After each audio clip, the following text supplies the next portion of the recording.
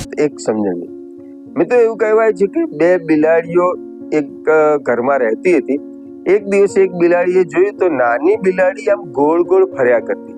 એટલે મોટી બિલાડીએ નાની બિલાડી પાસે જઈને કહ્યું, અલી આમ કેમ ગોળ ગોળ ફર્યા કરે છે?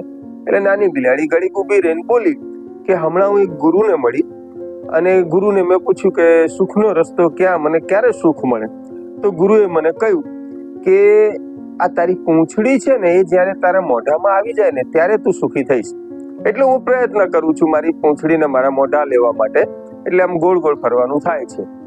પેલી બિલાડી હસી અને મોટી બિલાડી પછી ત્યાંથી આમ પગલા ઉપાડ્યા જવા માટે, પણ નાની બિલાડી અચાનક ઊભી થઈ અને એને જઈને રોકીને કહ્યું કે તારે સુખી નથી થવું?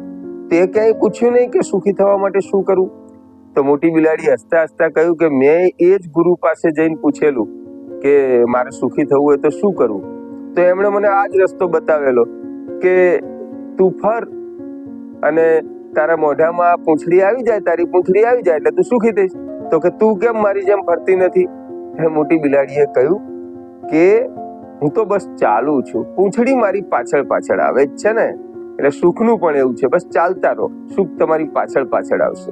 આ જ છે મિત્રો વાત એક સમજણની।